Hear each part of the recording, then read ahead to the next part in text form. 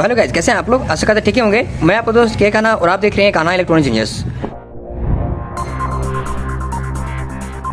तो फ्रेंड्स, जैसा कि देख पा रहे होंगे, आज मेरे पास एसएफ सोनिक का इन्वर्टर रिपेयर होने के लिए आया है। अब देख सकते हैं यहाँ पर एसएफ सोनिक।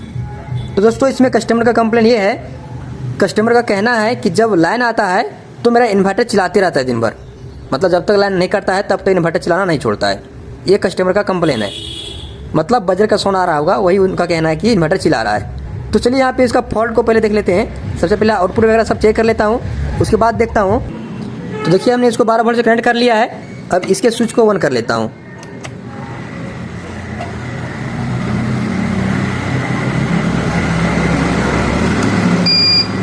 ये देखिए, इसके स्विच को हमने ऑन कर दिया। ये बैकअप ऑन पे आ गया। तो दोस्तों, हमने इसको 12 वोल्ट से कनेक्ट कर लिया है। अब इसके स्विच को ऑन कर लेता हूँ और आउटपुट चेक कर लेता हूँ।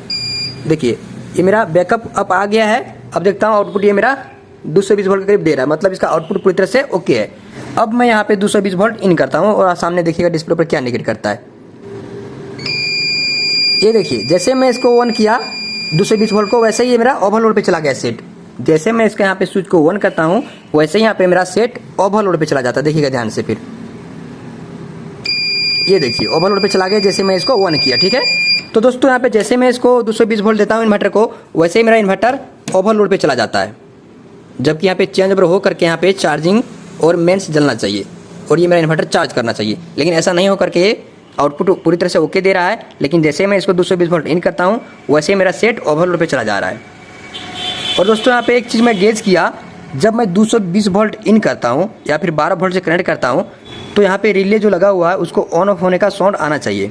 मान लीजिए मैं इसका जब 12 वोल्ट से कनेक्ट करता हूँ तो यहाँ पे ऑन या तो ऑफ होने का यहाँ पे रिले का साउंड आना चाहिए, या फिर स्विच को भी ऑन ऑफ करते हैं तो उस टाइम भी यहाँ पे ऑन रिले का आवाज़ होना चाहिए ऑन ऑफ होने का। लेकिन यहाँ पे ऐसा कुछ नहीं हो रहा है। देखिए यहाँ पे, देखिए मैं इसको डिस्कनेक्ट किया। अब मैं इसको कनेक्ट करता हूँ, उसके बाद देखिए यहाँ पे रिले कट की आवाज़ आना चाहिए। देखिए यहाँ पे इसको ऑन कर लगा दिया, लेकिन यहाँ पे बजर का साउंड आया, लेकिन यहाँ पे रिले ऑन ऑफ होने का यहाँ पे साउंड नहीं आ रहा है। देखिए, फिर से मैं डिस्कनेक्ट किया, फिर यहाँ पे लगाता हूँ। देखिए, केवल बजर का साउंड आया, लेकिन यहाँ पे रिले ऑन ऑफ होने का साउंड नहीं आया। तो इससे हम अंदाज़ा लगा सकते हैं कि शायद यहाँ पे कोई रिले ऑन नहीं हो रहा है। और जब मैं इसको 220 वोल्ट इन करता हूँ तो रिले नहीं काम करने की वजह से मेरा सेट ओवरलोड पे जा रहा है। ठीक है। तो चलिए यहाँ पे सबसे पहले इसको पीसीबी को खोलता हूँ, उसके बाद देखता हूँ कि रिले क्यों नहीं काम कर रहा है। आखिर रिले खराब है या फिर रिले को ऑपरेट करने के लिए ट्रांजिस्टर जो लगा रहता है वो ट्रांजिस्टर खराब है, या फिर यहाँ पे मेन प्रोसेस से जो सिग्नल आउट होता है रिले को ऑन ऑफ होने के लिए, वो प्रोसेस सिग्नल नहीं आउट कर रहा है। आखिर कहाँ से प्रॉब्लम है वो चीज़ देख लेता हूँ। ठीक है, चलिए इसको खोलता हूँ। दोस्तों, आप देख सकते हैं इस पीसीबी को हमने खोल लिया है, और जैसे मैं इस पीसीबी को खोला वैसे ही यहाँ पे मेरा एक फॉल्ट नजर आया, जो कि आपको मैं दिखा रहा हूँ। देखिए, यहाँ पे 2 रिले लगा हुआ है। ये दोनों रिले को ऑपरेट करने के लिए यहाँ पे 2 ट्रांजिस्टर लगा रहता है। देखिए, यहाँ पे एक ट्रांजिस्टर लगा हुआ है और यहाँ पे एक ट्रांजिस्टर लगा हुआ है। लगा हुआ नहीं है, लगा होना चाहिए, लेकिन यहाँ पे ट्रांजिस्टर नहीं है। जब मैं यहाँ पे देखा कि ट्रांजिस्टर नहीं है, क्योंकि यहाँ पे 2 रिले है, तो ये दोनों रिले को ऑपरेट करने के लिए यहाँ पे 2 ट्रांजिस्टर लगाया गया है, एनपीएन ट्रांजिस्टर। तो इस रिले को ऑन करने के लिए यहाँ पे ट्रांजिस्टर है, बट इस रिले को ऑन करने के लिए यहाँ पे ट्रांजिस्टर नहीं है। तो ये ट्रांजिस्टर क्यों नहीं है? जब यहाँ का कंडीशन में देखा तो देखने से ही पता चल गया है कि यहाँ पे हीट होकर के कहीं पे ट्रांजिस्टर हट गया।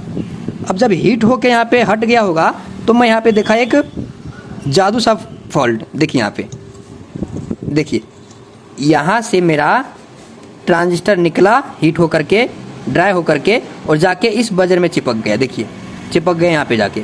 मतलब जब इस रिले का कॉइल हीट हो गया होगा, ये रिले ख़राब हो गया होगा, तो यहाँ पे इस ट्रांजिस्टर को लोड पड़ा होगा। मान लीजिए आगे शॉर्टिंग रहेगा तो बीच का कंपोनेंट ही ख़राब होगा।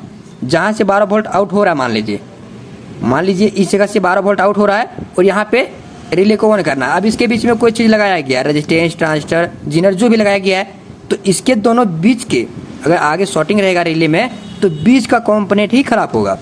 तो वही यहाँ पे फंदा हुआ है। ठीक है, क्या फंदा हुआ है? जब ये रिले हीट हो गया होगा, पूरी तरह से इसका कॉइल ख़राब हो गया होगा, तो इस प्रोसेसर से सिग्नल आउट होता होगा।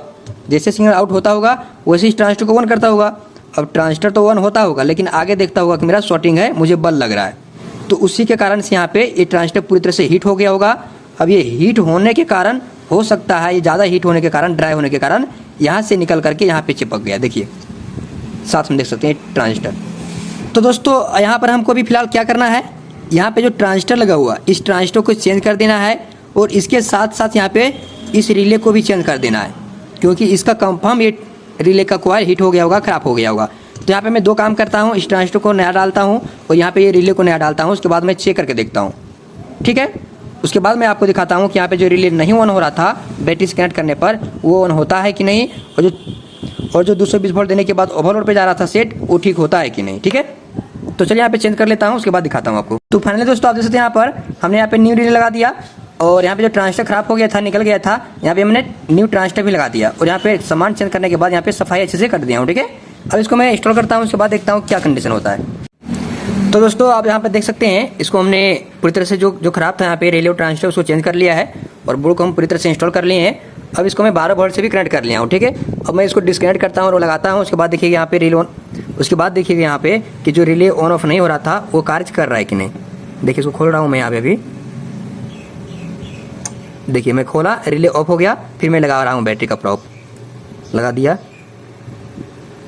देखिए ऑन हो गया सेट, ठीक है। अब यहीं से मेरा अंदाजा हो गया कि मेरा जो रिले ऑन ऑफ नहीं हो रहा था वो अभी कार्य कर रहा है, इसका मतलब मेरा प्रॉब्लम ठीक हो जाना चाहिए, ठीक है। तो दोस्तों चलिए यहाँ पे देख लेता हूँ इसका आउटपुट वगैरह। यहाँ पे मैंने स्विच को ऑन कर लिया है, देखिए ये मेरा स्विच ऑन ऑफ हो रहा है और ये मेरा आउटपुट भी दे रहा है, देखिए यहाँ पे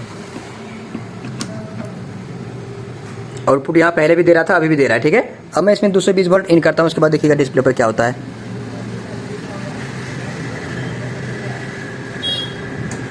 ये देखिए 220 वोल्ट इन किया, मेंस आया और चार्जिंग आने लगा, ठीक है। और यहाँ पे जो ओवरलोड आ रहा था वो नहीं आ रहा है, देखिए मेंस आया, चार्जिंग कर रहा है।